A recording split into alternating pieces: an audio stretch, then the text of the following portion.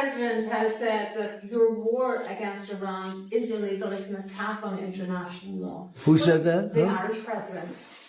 Look, he's lucky I exist. Well, then you should probably know that he is a she. The president of Ireland is a woman named Catherine Connolly. The president of Ireland is a woman named Catherine Connolly. That statement is immediately contradicted by the fact that the Irish president was misgendered entirely. She is, in fact, a woman named Catherine. So yesterday he made the same mistake about the president of Venezuela, who's also a woman. The guy who's constantly screaming about transgender can't tell a he from a she anymore.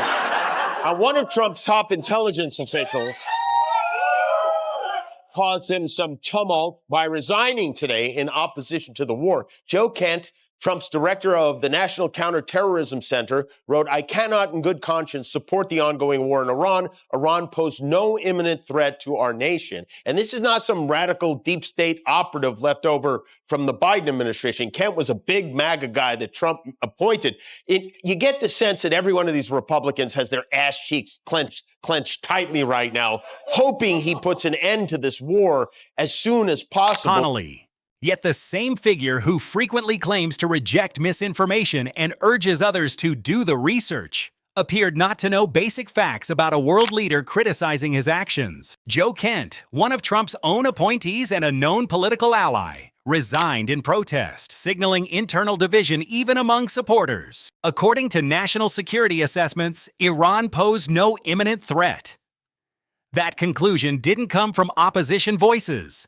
It came from within Trump's own counterterrorism leadership. Meanwhile, said he will end it when he feels it in his bones. And then today, Speaker of the House Mike Johnson was asked to clarify that remark. He said, well, I think his bones are informed by the intelligence, which seems unlikely to me, seeing as how he doesn't even read the intelligence briefings they give him every day. His bones aren't informed by intelligence. His bones are informed by fried chicken and Boniva. Commentary from late-night television highlighted how even members of his party appeared uneasy with the situation.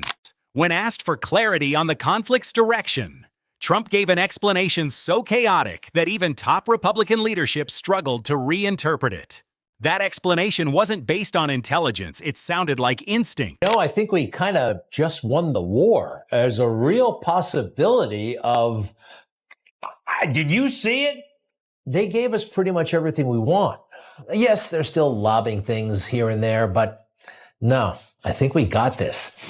Okay, dead, alive, gay, we don't know, but we are winning and it could happen very, very soon. Total and complete victory. The joke lands because it points to a deeper concern. Decisions appearing less like structured policy and more like impulse. Kimmel's observation exaggerated for effect, but the underlying critique focused on how decisions are perceived to be made. Dead, alive, gay, we don't know. There is no election fraud to stop. This is an imaginary problem vomited up by our sore loser president who still can't deal with the fact that he lost to Joe Biden and knows he's about to lose bigly, so he's just making stuff up. And then they have no mail-in ballots. No mail-in ballots. We have no mail-in. You go to California, they send out like 38 million ballots. Some Democrats get 7, 8 ballots. Republicans are a lot of times calling in, where's my ballot? Where's my ballot? They're lucky to get one. The confusion in that statement became the focus. It wasn't just about wording. It reflected inconsistency in communication during a military context. Kimmel highlighted it not as humor alone, but as a breakdown in clarity during serious reporting. Claims about electoral manipulation or irregular voting patterns. Otherwise, somebody should call the FCC. There's fake news going out over the public airwaves. I want to file a report. I have a complaint to make every day. You see what he said about our governor, Gavin Newsom, yesterday? Gavin Newsom, in his book, he wrote a book, he talks about growing up with dyslexia, which Trump believes should disqualify him from running for president. Honestly, I'm all for people with learning disabilities, but not for my president. I think a president should not have learning disabilities, okay? And I know it's highly controversial to say such a horrible thing. The president of the United States, Gavin Newsom, admitted that he has learning disabilities, dyslexia, Everything about him is dumb. Patterns were presented as fact, then amplified through public statements. Kimmel's response framed it as something more systematic, suggesting it functioned as a way to undermine trust before outcomes were even finalized. When addressed publicly, the reaction from Trump was immediate and intense. This is a man who's posted thousands of misspelled words over the last 14 years. He thinks mutilization is a word in the English language. In that clip we just showed, he referred to Gavin Newsom as the President of the United States. And he's worried about Gavin Newsom's learning disabilities. Everything about him is dumb. Oh, this... The segment positioned Kimmel not just as a comedian, but as someone highlighting patterns others were reluctant to emphasize. Learning disabilities are fine, but not for my president, Donald Trump. The contrast in that statement is what made it resonate. The individuals being referenced in criticism of others were the same people responsible for similar or more extreme public statements. Now, on week 3 of the war Trump claimed we won an hour after he started it, Operation Abstino Distracto has now cost American taxpayers more than $16 billion, and more importantly, the lives of 13 U.S. service members. Trump is desperate to convince anybody who'll listen that this had to be done, we had to attack, and that leaders who encourage violent acts against peaceful protesters are evil and must be stopped. Kimmel used that contradiction to highlight inconsistency in how vulnerability and difference are discussed depending on context. He referred to Gavin Newsom as the President of the United States. The error itself became symbolic, not just a mistake, but part of a broader discussion about confusion. How important would it be to get out that besiege force, the thugs that walk the streets and the moral? Great if we could do are we aiming for them?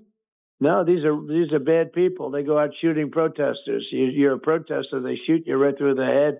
This is an evil group of people. Oh, now he's against shooting protesters. That's good. He's evolving. It's always his self-awareness that impresses me the most about Donald Trump. In public discourse, Kimmel framed it as more than irony, a pattern of misstatements followed by criticism of others for minor faults.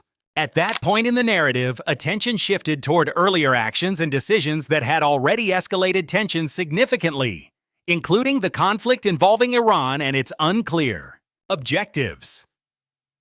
Operation Epstein Distraction. Over the weekend, he wrote, "Watch what happens to these deranged scumbags today. They've been killing innocent people all over the world for 47 years, and now I, as the 47th president, am killing them. What a great honor it is to do so. Thank you for your attention to this matter." In 3 months, he went from "Where's my Nobel Prize for Peace" to "What a great honor it is to kill scumbags." Kimmel didn't present it as fact, but as a framing device used in commentary to interpret timing and narrative shifts. He suggested that segments of the public perceived overlapping controversies as competing for attention, legal cases, investigations, and political pressure all unfolding simultaneously. Casual references to casualties and costs were used to underline how high the stakes were being presented. The point wasn't a single claim, it was the accumulation of controversies occurring at once. A shift in position on protest response created contradiction with earlier statements and actions. Kimmel's commentary emphasized that the same administration had previously taken aggressive stances on public demonstrations, making later statements appear inconsistent. The focus wasn't on a single quote, but on the contrast between past and present messaging. That contradiction became central to how the situation was interpreted in commentary. What a great honor it is to kill people. The phrasing itself created shock, not for its content alone, but for its framing. Kimmel highlighted how language around conflict had shifted from reluctance to celebration in tone. While many outlets attempted to soften or contextualize the rhetoric, Kimmel chose to present it directly through repetition and contrast. He built the segment around contradiction. Statements about peace contrasted with language of escalation. Claims of clarity paired with confusion, and celebration placed alongside conflict. The result was not framed as emotional attack, but as documentation of inconsistency. And at the center of it all, Kimmel's approach remained the same: showing the footage, repeating the words, and allowing the audience to interpret the gap between them.